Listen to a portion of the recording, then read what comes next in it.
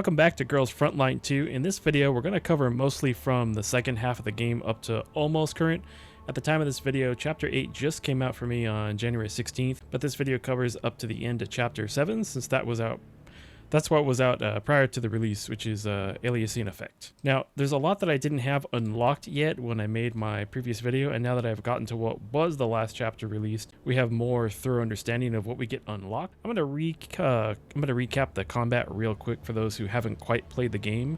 So this is like your pre-combat setup. Most of the time you have like 4 dolls that you get to deploy. You can go to your support tab and you can choose a doll from the support.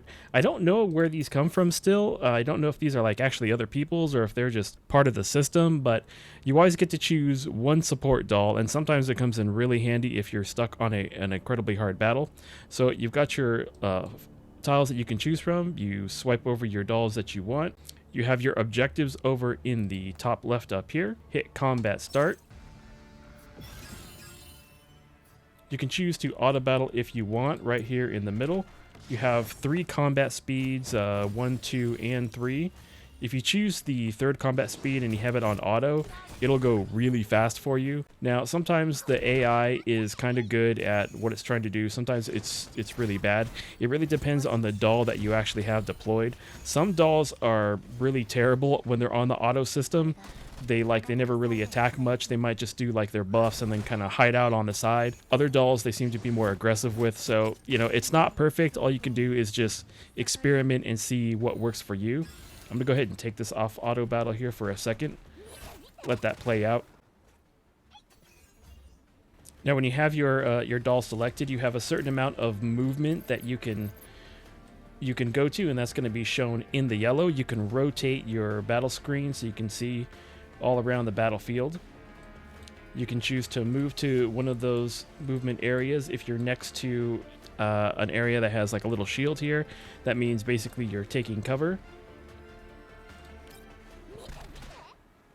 You have a couple of attack options, and you're going to have to like build those some of those up depending on the ammo that you currently have. So some of the skills you might have access to the 4th skill right away as soon as the battle goes off. Sometimes you don't, and it kind of has to build up a little bit. Let me turn auto back on so we can get through this one.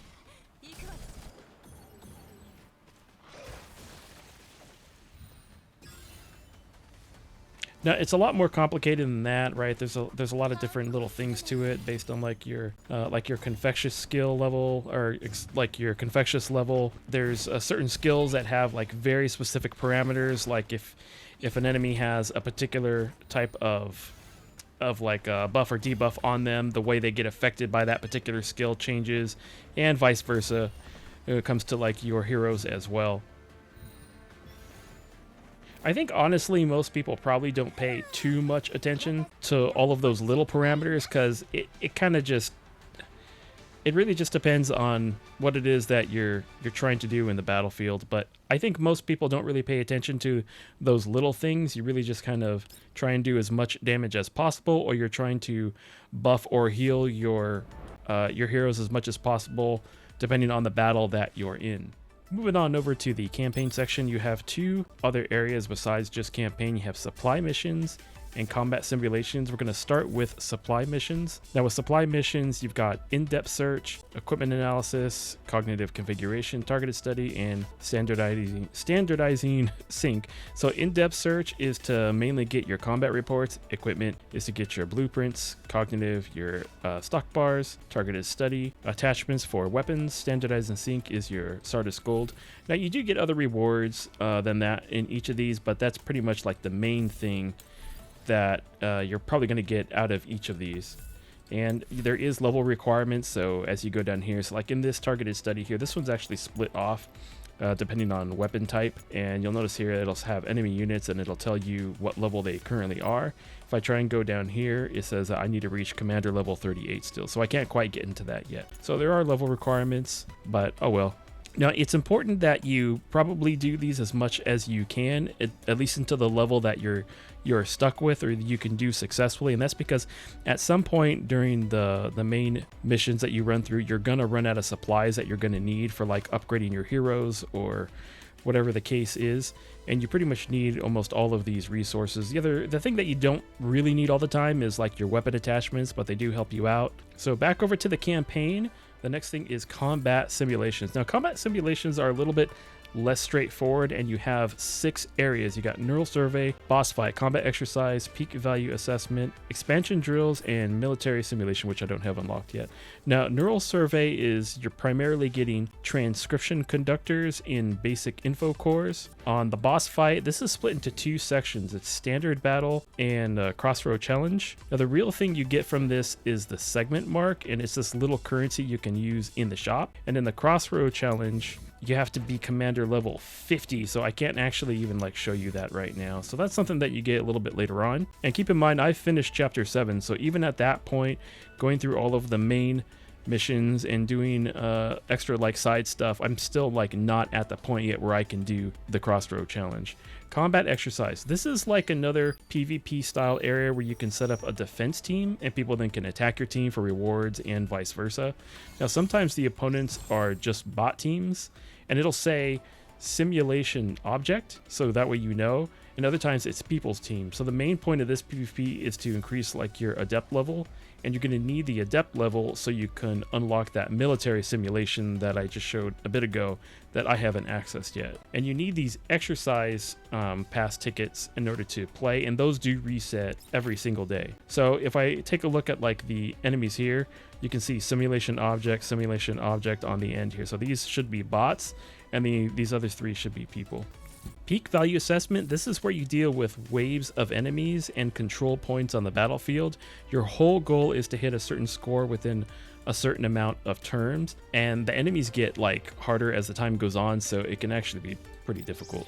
Expansion drill. This is to get precision boost chips, and you need these when you want to calibrate military grade or higher rarity attachments. And you can't calibrate that rarity of attachments, I believe, until you reach commander level 45. And then military simulation, I don't have it yet, but this links back to that combat exercise that I showed you. And the combat exercise, I believe, is considered an offline PvP mode, where the military simulation, I believe, is considered an online PvP mode. If you go back out to the main campaign area, on the bottom left down here, you'll see this little section called Hunter Assessment. This is like a tutorial of sorts to teach you about basic game mechanics. Now, I've been really lazy and I haven't really bothered to do hardly any of these, but you start off with basic combat, then advanced skills, advanced tactics, enemy breakthrough. There's multiple lessons in each of these, so for cover utilization 1, for example, you have 6 different lessons. I do recommend you go through these because you get 20 collapse pieces per lesson, and those are really useful since they're the main currency of the game. I did find that some of the lessons are not very explanatory though, on directly like what you're supposed to do within the set number of terms they give you, and they have very specific set parameters that you gotta follow, so it might take you a few tries, but even though you might already know the tactics they're talking about, it can be like a little bit tricky. Now the last thing to cover in the campaign section is the hard mode. Now this actually unlocks way back, but in order to play the next chapters in each hard mode, it works just like normal. You need to be able to clear that chapter in hard first.